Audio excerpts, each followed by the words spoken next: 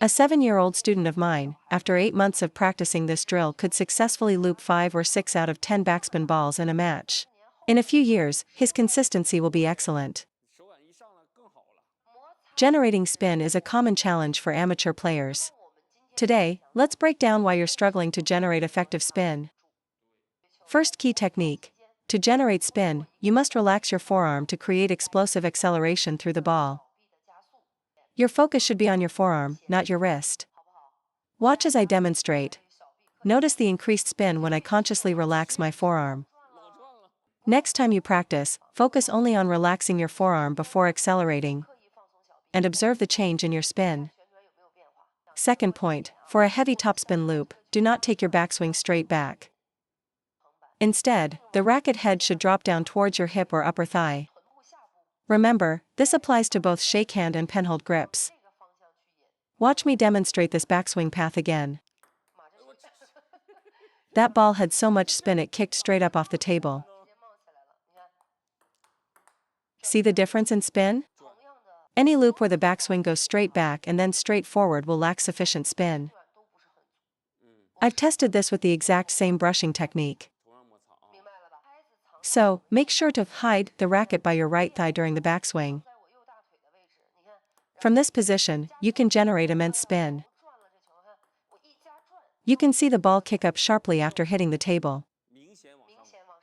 Third, let's talk about the racket head. Many amateurs have a tense grip, which locks the racket. Here's a simple solution. Ensure your wrist is always slightly lower than your forearm during the swing preparation. A flat, level wrist and forearm is incorrect. It promotes a tense grip and turns your loop into a push or a drive. With this racket angle, a tense wrist will cause you to finish the stroke with a pushing motion. During the backswing, keep the wrist naturally relaxed and loose. At the moment of contact, engage your wrist and fingers to generate spin. This will dramatically improve your brushing. Let's quickly review these 3 points. First, focus on relaxing your forearm during the backswing. Second, your backswing should go down towards your right thigh, not straight back. Third, maintain a relaxed wrist during the backswing, avoid a tense grip. Fourth point, contact point. Let me demonstrate.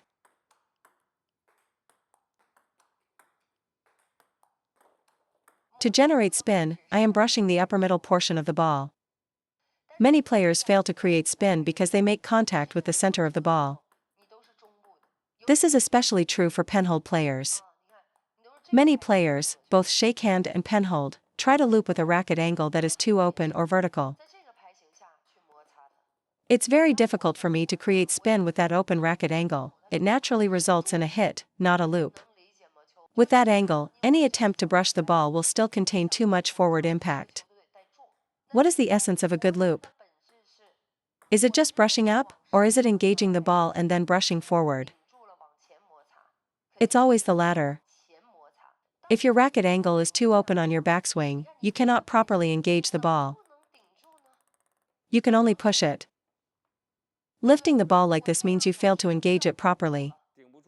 If you use an open racket face, you will end up using power to overcome spin, making it impossible to add your own heavy topspin. With an open racket face, you can hit or drive the ball, that's fine. But if you try to loop with it, your only options are to lift upwards or sideways, neither of which is correct.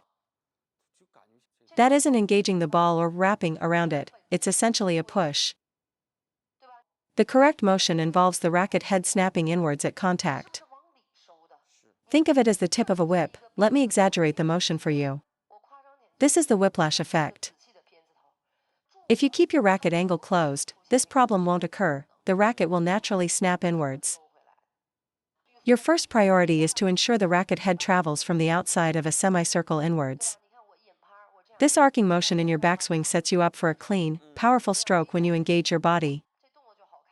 The common amateur mistake is to initiate the swing with the shoulder and elbow, which keeps the racket head static and results in a poor contact angle. Now, watch my entire stroke path.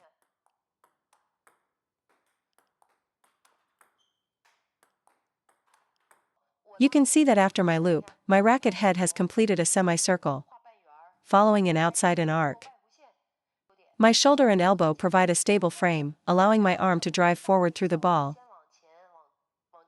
and then snap inwards. From this foundation, adding power results in a power loop, adding more brush results in a high spin loop. This is the correct mechanical principle. If your racket position at contact is too open, the ball will almost always pop up high. Fifth, for generating spin, we know finger strength is key. Here are 3 methods to improve your loop's rotation. First principle, your fingers must initiate the wrist snap. The wrist itself should not be the primary mover. I do not recommend trying to move the wrist and fingers simultaneously. You must understand the sequence: fingers lead the wrist. All wrist movement, up, down, or forward, should be a direct result of finger pressure. This concentrates the force for maximum spin. Try this: do not actively move your wrist unless your fingers are engaged. See if your loop gets spinnier. The common mistake is to let the wrist take over, which negates the power generated by your fingers. To add heavy spin, your racket angle at contact shouldn't be like this, nor like this. It must be like this to create arc friction, which means starting with a slightly open face and closing it through contact. This may sound like it contradicts my earlier point about keeping the racket closed, but it's a micro adjustment. As you swing forward, you can subtly adjust your racket angle from a 2 o'clock position to a 1 o'clock position. You're not just flipping your wrist. You're creating this closing motion as you move forward into the ball. Imagine the ball as a clock face. You might start your contact at the 3 o'clock position and brush through 2 o'clock, finishing at 1 o'clock. This is arc friction. Let's focus on a smaller arc. Your goal is to brush from the 2 o'clock to the 1 o'clock position. This is how I execute all my loops, wrapping the ball from the 2 o'clock to the 1 o'clock position. My forearm is actually performing the same motion, starting at a 2 o'clock orientation. My racket angle begins at 2 o'clock during the backswing, but by the time I've driven through the ball, it has naturally closed to a 1 o'clock angle.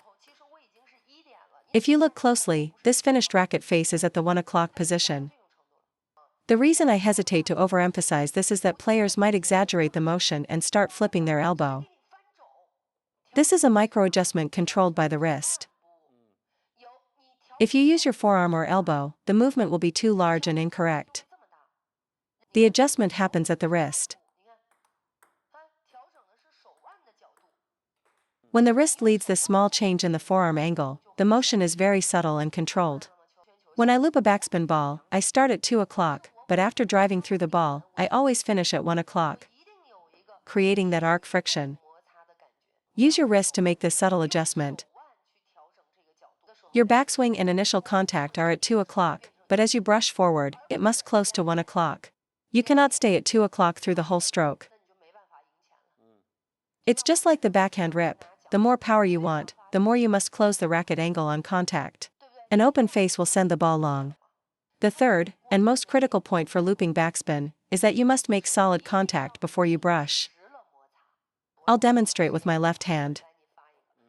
You must engage the ball solidly, then brush forward. Why do we miss into the net? I'll show you the common error. On contact. What was wrong with that? The error is being too soft at the point of contact. Let me explain what that means. It's either a passive touch or a fast backswing followed by a slowdown at contact. If you are soft on the ball, you will never overcome your opponent's spin. Therefore, you must be firm and solid at the point of contact. Here's a drill for this. I want you to practice looping without any backswing. If you don't engage the ball firmly, it will go straight into the net because there's no momentum to help you. Without a backswing, you have no choice but to use forward body commitment to engage the ball. Practice this way, and you will learn the feeling of solid contact. Then, when you add your backswing back in, your loop will be twice as effective. Start by placing your racket in the contact position and loop the ball directly as it comes. Normally, your full swing momentum lifts the ball for you, but the force isn't concentrated at impact. This drill forces you to generate that force at the precise moment of contact. Looping directly without a backswing is difficult, but it forces you to brush correctly. Once you can do this, adding body rotation and arm swing will make a solid contact point feel natural.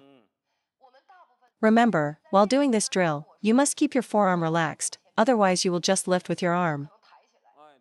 Keep the forearm relaxed in the ready position, and don't pull back, just start from the contact zone. Practice this single, short motion repeatedly. Once you master this, you will never feel hesitant or soft on contact again. Your current problem is an instinctive softness at contact, which you may not even be aware of. Master this drill, and your loop against backspin will improve significantly. I have personally tested this with my students, and it works. A 7-year-old student of mine, after 8 months of this, could successfully loop 5 or 6 out of 10 backspin balls in a match. In a few years, his consistency will be excellent.